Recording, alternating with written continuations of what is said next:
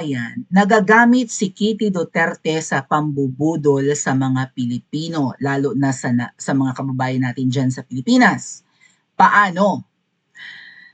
May shinare po ang Sara Duterte Supporters New York. Shout out sa mga kababayan natin in New York at lahat ng mga kababayan natin in the US. So SDS New York shared a link, and shout out po sa kanila, no? Ito yung mga kaaway ni Libag Chongkili na dati kakampi to ni Libag. Ang mga kababayan natin in New York ay nung nag-away kami ni Libag, kinampihan yan siya, hindi sa akin. But eventually, inaway rin sila ni Libag and na-realize nila na demonya si Libag. Kilala niyo si Libag? Kung hindi nyo kilala, magtanong kayo sa comment section kasi may sasagot sa inyong mga mawinians. Ano? And shoutout po sa mga bago pa lang na subscribers. And thank you sa mga matatagal na. There is a page, mga kababayan, na millions ang followers at ito ay under the name of Kitty Duterte. Ayan. Nag-post, wala pang isang araw mga kababayan. Nagbebenta ng t-shirt na may imprenta. Sounds familiar? Parang negosyo ni Libag. Parang pare-pareho sila ng estilo. Mga kababayan, this is not the official page of Kitty Duterte. Ang pagkakaalam ko, wala siyang Facebook page. Kung meron man, iba. Hindi ito. At itong page na to ay nagbebenta ng t-shirt na AI pa ang ginamit. Itong mga photos na ito ay parang edited lang using AI. I think the models are AI. Pinaltan yung color ng damit para may variety, para madaling ibenta, no? Merong parang kind of a moss green, may puti, iisang imprenta, iisang lukot, kaya naman kasi itong i-edit mga kababayan, ano? Iisa ang forma ng mga model, hindi nagbabago hindi nagpalit ng damit ha, pinaltan lang yung color ng damit, may gray, may navy blue or black, may beige, what are the colors pa? O merong, ito yung navy blue, siguro. This looks like a moss green or something, kind of a shade of a green. And there's white, gray, and maybe this is black. So pansin nyo, ang kulay lang ng damit ang nagpapalit, ang ngiti ng model, ang buhok, even the guy, hindi nagpapalit, hindi ba? So inedit lang po yung color ng t-shirt, iisa lang yung picture ng model, and I think ito ay totoong mukha ng babae at lalaki pero in-enhance po ng AI plus pinaltan yung color ng damit para kasi yung ganda speaking of yung ganda at yung kulay ay nasa tumitingin din, di ba? May mga Pilipino na, may mga tao na nagagandahan sa puti, may mga ayaw dahil nga dumihin. Merong nagaganda sa mga darker colors dahil nga nakakapusyaw ng balat or hindi masyadong dumihin, hindi halata kapag nadudumihan. Meron naman po nagkakagusto sa mga muted colors or sa mga neutral colors katulad nga ng mga beige, khaki, ganyan. Kasi nga parang universal or madaling bagayan ng ibang kulay or maybe hindi takaw pansin. Yung iba naman gusto loud, neon, ganun ano, mga mint na ba, mga yellow green, mga pink, ganyan. So, beauty and color is actually subjective kung ano ang preference ng tao. So, magaling yung page na ito na iisipin mong kay Kitty. Puntahan ko muna yung page para makita nyo kung gaano karami. Actually, kita na dito kung gaano karami ang followers. This page has almost 4 million followers. Talbog pa nga yata si Liza Maluwang. Sino mas maganda ulit? Si Liza Maluwang or si Kitty Duterte? Paki-comment ka sa comment section. O, saan kayo nanonood? Sa cellphone? Kapag sa cellphone, madaling mag-comment. Tama? Shoutout sa mga nanonood gamit ang kanilang mga gadgets kasi kapag sa TV, kailangan mong humawak ng another gadget just to send comments, no? Parang mahirap magpindot sa smart TV. Gagamitin mo pa yata yung remote mo, di ba? Para makapag-comment ka lang or mas masarap din manood sa phone. So shoutout po. Kaya lang kapag sa TV, kitang-kita nyo ang bakas ng lumipas sinta. Kita nyo ang aking mga mga sumpa, mga blemishes and all that, no? Mga pores, ganyan. Tsaka sana all malaki ang TV. Shoutout sa mga nanonood sa kanilang mga smart televisions. Okay. And hello din po sa mga nanonood sa kanilang gadget. So this page uses the photo of PRRD and Kitty and I forgot the little girl, but I think apo ni PRRD yan. Yeah. And there, mga kababayan, Kitty Duterte itong page has 3.9 million followers. Iisipin mo talagang legit. Pero puntahan naman natin kung gaano karami yung followers ni Ma'am Shi, ang unang ginang na kino-contest kung sino ang mas maganda sa kanila. Sino ang may pakana nito? Sino ang sumusukat sa kagandahan ni Ma'am Shi kumpara kay Kitty? No. Talbog pa nga nung page na iyon. Si Ma'am Shi only has 1.1 M. Actually, baka mga bots pa yung followers niya, mga trolls pa nga siguro, di ba? Yung mga tipong copy-paste lang yung comment, puro puri-puri lang sa... Kaya naman natin nakukumpara ang ganda ni Ma'am Shi calls kay Kitty kasi apakakinis nga ni Ma'am Shi. Di ba nag-vlog tayo patungkol dyan? O mga banal talaga sila o nag-attend sila ng misa or simbang gabi. O talagang mukhang panata, no? Pang ilang simbang gabi na ba yan?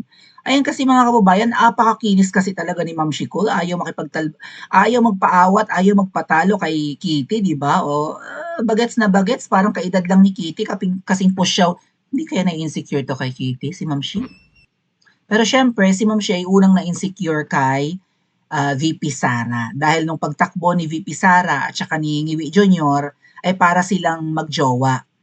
No, parang love team, yung uni team noon mga tatkuya. Nakakakilig tingnan kasi hindi naman nalalayo ang edad ni Ngiwi kung titingnan kay VP Sara dahil si Ngiwi kahit papano, baby face. Hence the name Baby M. Yung palang poke ng ina eh. Magbait daw ako sabi ni Lolo Yoto. O, bait-baitan ko raw mga team. So, yan. Biro mo 3.9 million followers. But again, this page is not verified. Wala siyang blue badge. Kung ito ay may check, katulad ng kay Ma'am Shi, baka verified yung kay Ma'am Shi. No nga. Verified baga. May blue badge baga. Meron. Doon sa dulo ng pangalan niya, nakikita niyo meron doong blue na bilog. Doon sa katabi ng S ng Marcos niya. No, may blue na check. Ibig sabihin, nag-submit si Ma'am Shi ng valid ID. Okay, legal na ID sa Pilipinas. Sinend niya sa Facebook to confirm and to prove na kanya itong page, kaya siya may blue badge. So, nire-recommend ngayon sa akin na dapat magganyan din ako, magpa-validate ako or something ng aking page para hindi madaling ma-take down. Kasi maraming beses na akong nabubura ang mga accounts, mga kababayan. Talagang minamass report. Apakaliit kong vlogger, affected sila sa akin. Bakit? Anong meron sa aking alindog? Ano ako? Diba? So magpa-blue badge din daw ako, badge para hindi daw madaling mabura ang aking mga accounts, no? Para verified na akin yon. Itong kay Kitty wala. At hindi lang yan mga kababayan. May kausap tayo. Should I mention it or not? Maybe not, no? Wag na lang. Pwede rin. Pwede rin. Sige. So, iisipin mo mga kababayan na dahil nga maraming followers, di ba? Nakikita yung page. Tapos nagbebenta. Ayan. Abay matagal lang ayaw tumigil. Kakabenta lang nung t-shirt 16 hours ago. Nagbebenta. Negosyante, although si Kitty is a business-minded, I think entrepreneur si Kitty, no? Nagbebenta siya ng mga deodorant, mga sabon, ganyan. Pero sa Instagram, ang alam ko Instagram and TikTok nagla-live si Kitty, nag-online selling, and this is not her page. Pansin nyo, parang pareho ng pambubudol ng Team Alpotera, lalo na yung silibag, yung bida-bida ngayon na Dutertista, yung nagpapapirma ngayon, yung may campaign, may signature campaign. Similar, And chinek ko to mga kababayan ha, itong page ni Kitty, itong page na Kitty, hindi page ni Kitty, ay kinreate lang 2012. Maybe coincidence. Kasi yung silibag na yan, tingnan natin dito sa about ha, or yung page transparency nitong, makikita nyo dito, na yung creation nung page ay August 26, 2012. Mga gantong petsa din na-create yung Facebook ni Kabit na mahilig mag-Maria Juana.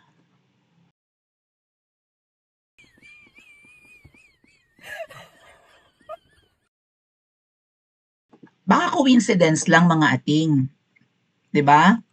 Yung bida-bidang vlogger na mahilig ring magbenta ng t-shirts kasi ang asawa parang nag-post niyan si 167. Even si Roddy Dax. Puntahan ko nga. Again ha, 2012. Yung kay Libag na page na Facebook, puntahan ko lang saglit.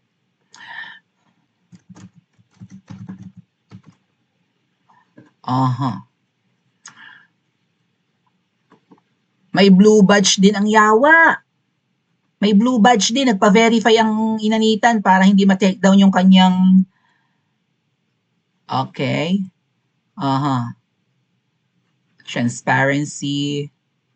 Oh, mas matagal. Ang kanya ay 2008. Oh, 2008 meron na siyang meron na siyang page. Or account, personal account. Okay, mas nauna. Good. Pero yung dati niyang page ay mga 2012 tapos hinide lang yung mga old post. Or maybe naka-hide yung kanyang post from 2012 hanggang 2022. Nakatago. So ano yung kulay ni Libag na yan noong panahon na hindi pa siya sumisip-sip kay PRRD. Hindi pa naman siya nag-i-exist, hindi pa siya kilala nung 2016 hanggang 2022 eh. Ito si Libag kasi ay Illuminatic ito, sumasamba ito kay Mangga. So lumitaw na lang ito bilang vlogger and vlogger mga 2022 na hindi siya katulad ng mga naunang DDS na personalidad, sina Attorney Bruce, 'di ba? Even yan si Nakipay Labom, mga nauna yan eh. Si Taning, ganyan, si Namoka, mga nauna yan. Itong Libag basta na lang tong sumulpot. Noong mga panahon na gusto na ni Taning magpahinga. So baka itong Libag ang female thinking Pinoy. Abay, mahilig rin itong magbenta mga kababayan, negosyo ng jowa niya. Puntahan ko nga yung post ni Roddy Dax para makita niyo. Pakita ko nga. Okay. Roddy Dax. Si Roddy Bulilit na tinake down din, minas report din si Roddy Bulilit. Paki-follow na lang mga kababayan. He is part of Team Alindog, okay?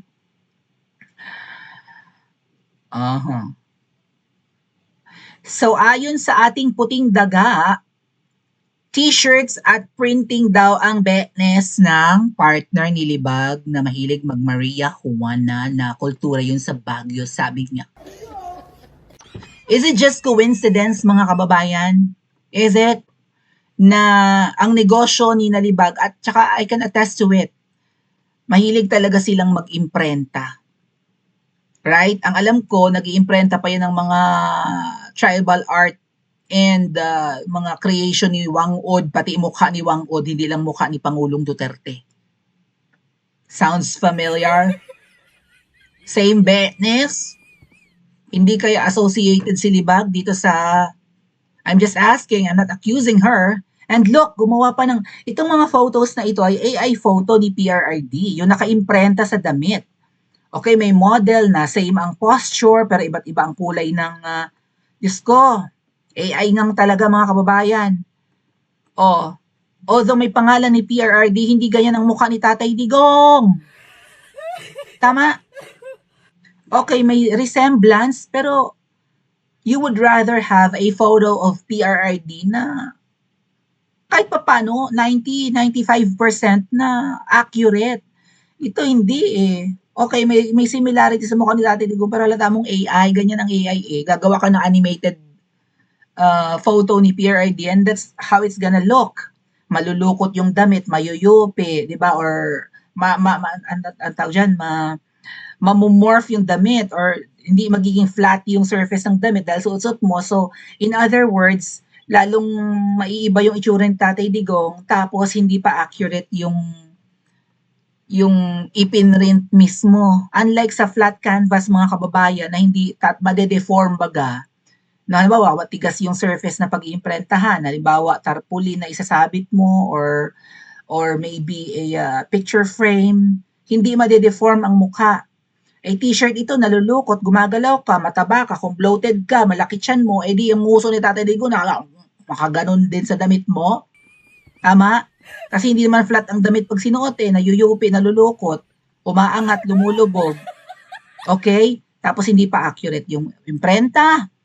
Aba, pero mga kababayan, enticing. Ibig sabihin, nakakaengganyo na gusto mo yung kulay, gusto mo pa yung nakaimprenta, gusto mo pang ipahayag yung support mo kay PRRD, therefore, bibili ka.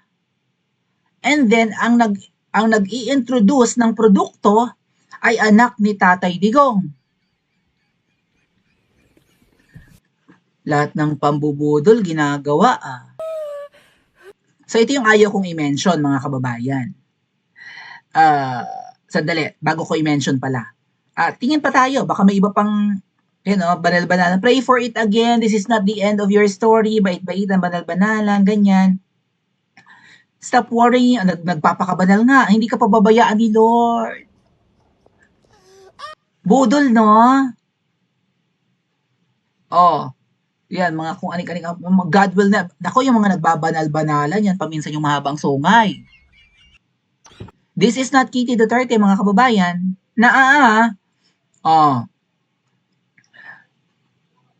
Kung anik-anik yung mga pinagpo-post. Tapos biglang, ayan, bumabati ko sa halimbawa kay Trililing. Bilyon-bilyong kickback daw. Kung ano-ano pa mga pinagpo-post. Parang all of a sudden, nakaisip na magbenta ng t-shirt. Anyway, magpapasko. So maraming bibili nito mga kababayan. Nag-provide ng link ng Shopee. Sandali yung kay 167 muna na post. Dali. Link ng Shopee. Channel 167. Kasi pareho sa sinabi ni Roddy Dax eh. Ba't hindi ko mahanap si 167? 167, yung channel mo, ayaw i-promote ng Facebook. Hello. Similar sa pinost ni Roddy Bulilit na nag-post din si 167. Alpot. Parang may sinabi si 167 patungkol sa... hindi. Ano nga sinabi ni Roddy Dax kanina? Yung Benes ni ni Libag Chongkili, nagbebenta. Magdanakaw ng malaki, magsasauli ng maliit. Ito patungkol to sa gobyerno ni Ngiwi. Another day, another alpot ang nahubaran na naman sa live. I think iyan yung, sino yun? Si Libag pa rin yata ang hinubaran. So, si Libag, mahilig siya magbenta ng t-shirt. Balikan natin yung post ng Kitty Duterte page at nakalagay yung link ng Shopee. Asa na? Asa na ang Shopee? Hoy! Ba't hindi ko na ma-open yung post niya? Okay. Kasi 16 hours ago. So, okay. Mga bagong post pala itong mga nakikita natin. Sandali lang mga kababayan. Scroll. Parang feeling ko hindi lang nitong araw nag-post eh. May old post pa ng pagbebenta. Ay! Okay. Sandali. So ito di ba? Yan. May video pa. Video yan mga kababayan. Nagpapalit ng kulay. So makakainganyo talaga na bumili. Lalo't si Kitty ang nagbebenta or nag-i-introduce or nag-i-endorse. Ayan, yung kay PRRD na imprenta pa rin. Ibang design. Meron pa yan. Mga like 24 hours ago, may bago masipag mag-post. Okay, may Hilo Akems. Pero i-click natin yung link ng Shopee ha. Kung ano ang pangalan ng store. Shopee PPPP.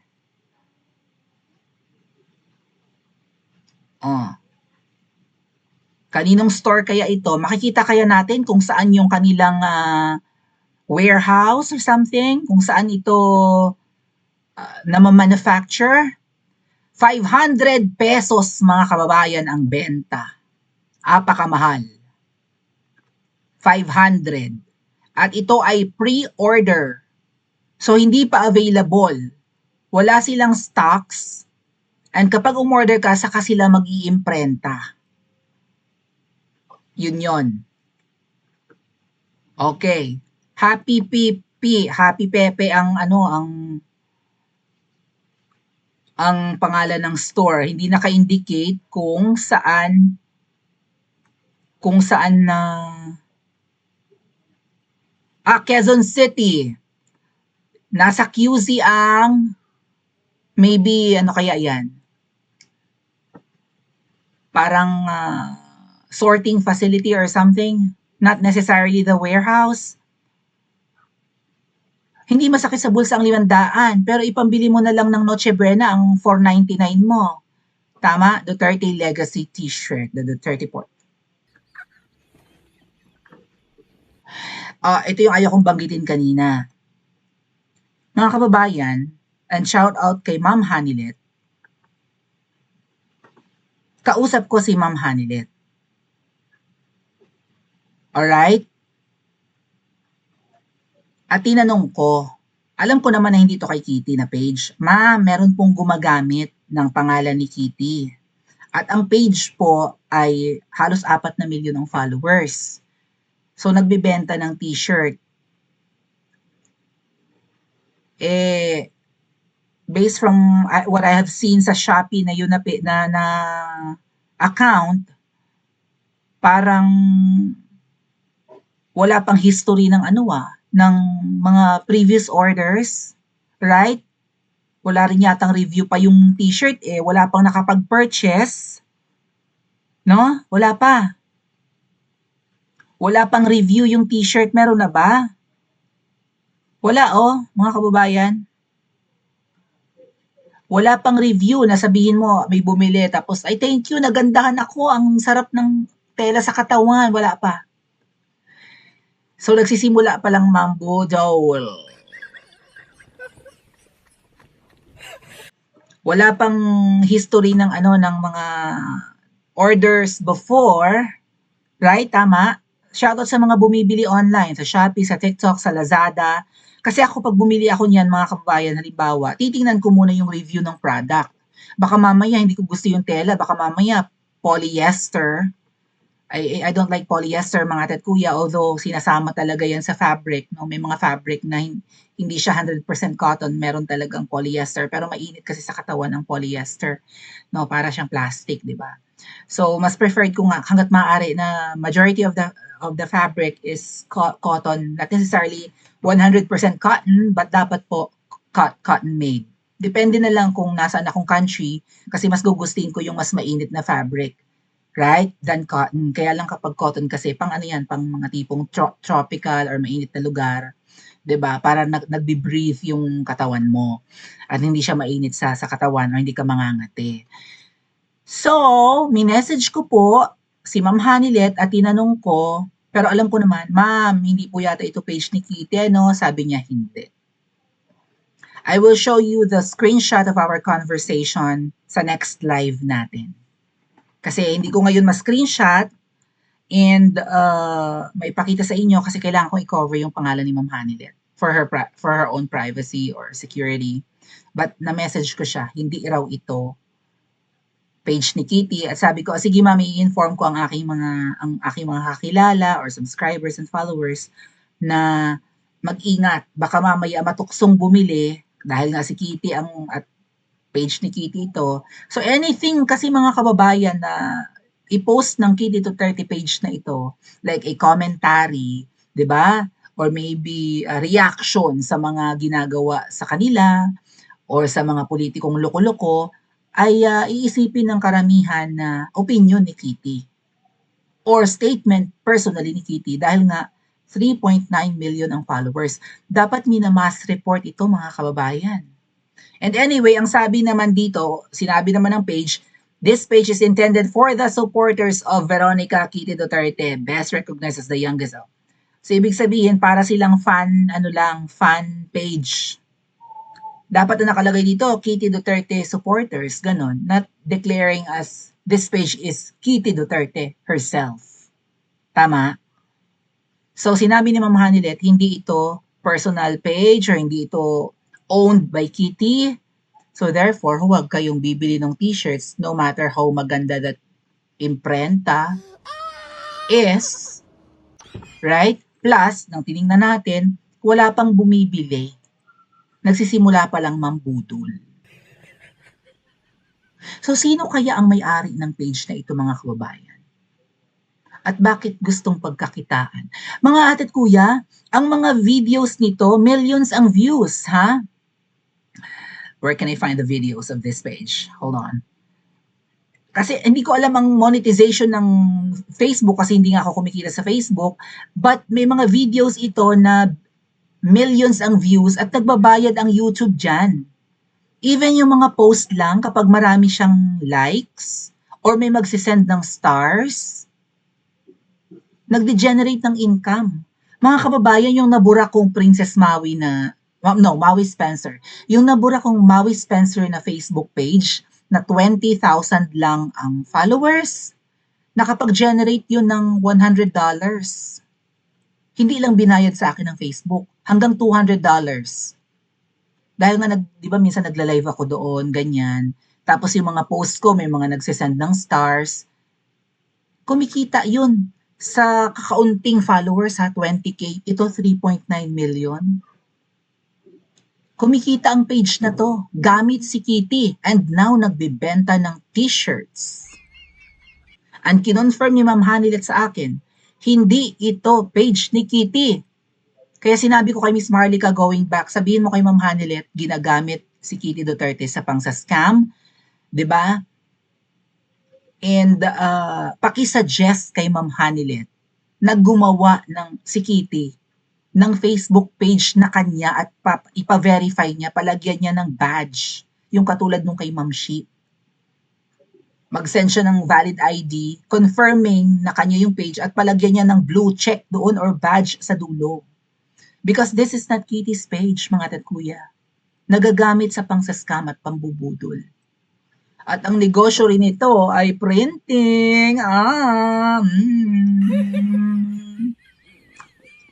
Pwede rin kasi ang may-ari ng page ay ano lang eh. Kapag may order, i-message na lang. Halimbawa, i-message si Libag. Halimbawa lang oy Libag, di ba ano ka? Meron kayong printing business ng jowa mo? May order sa akin. Ito, magpa-imprenta ka na. So may delay dito mga kababayan kapag bumili ka. Right? Like, imbes na ma-receive mo within a week, baka ma-receive mo after 2 or 3 weeks. Kasi pagbili mo, saka siya i-imprentahin. So, itong may-ari ng page for sure, baka wala siyang warehouse na meron na siyang nakareding mga t-shirts. Pupunta pa to sa mga printing press or printing business establishment or what have we. And then sasabihin niya na may order ako, I need a large size of t-shirts, 100 na large, imprentahan mo ito yung, mahilig sa ganyan si Libag, ito yung pattern, ito isisend ko sa iyo yung ano ba, PDF file or whatever, o yung design na i-imprenta mo dyan, isisend ko sa iyo ano ko, anong tawag dyan? Ano nga yung ginagamit sa phone na pang send? I forgot na, hindi Bluetooth, yung mas bongga pa sa Bluetooth. Meron yung mga cellphone natin eh. Maalin man, i-email or what, ipapadala sa iyo. Isisend sa iyo yung design, imprentahan mo. And then, ayun, ipapadeliver mo na sa nagpa-imprenta at siya na yung o baka nga mismong sila na rin yung magdi-deliver eh. We don't know kung sino ang ka-tie up nito. Budol mga ating. Right? Ginagamit si Kitty at ginagamit si Tatay Digong. Ginagamit ang mga Duterte para pagkakitaan. Ano kaya ang mararamdaman ni Ma'am Hanilet? Or ano kaya ang naramdaman ni Ma'am Hanilet nung minessage ko siya? Na may gustong kumita na isang page na milyones ang followers at pwede talagang kumita ng limpak-limpak. Biro mo yung isang t-shirt, 500. Isipin mo kung 100,000 ang umorder, 5 milyon yun na. Di lang. Right? Mahigit pa. Ay, limpak-limpak ang kita. Kumikita kabuhayan ite, mga ating. Sa 1,000 katao, kung 500 ang t-shirt, 500,000. Kalahating milyon yun na. Budol, no? What do you think? Ano ang dapat gawin aside from mass reporting? Should Ma'am Hanilet convince her daughter to create a verified account and probably ipa-take down ito sa Facebook, pabura to ng tuluyan, right? Ano ang pwedeng gawin ng mag-ina para hindi sila nagagamit, pati yung mga libro-libro na yan. Si Libag nagpapa-imprenta rin ng mga t-shirts. Nagpaalam ba sila sa mag-ina? Bibigyan ba nila ng anong tawag dyan mga kababayan? Yung kind of a rights, like intellectual property or what? May nasa dulo ng dila ako. Yung parang anong rights nga mga kababayan, hirap banggitin. Yung halimbawa, yung anak ni Elvis Presley, si Priscilla Presley, yung sales nung album nung tatay niya, kahit na mayapa niya na, may commission siya dahil tatay niya yun eh.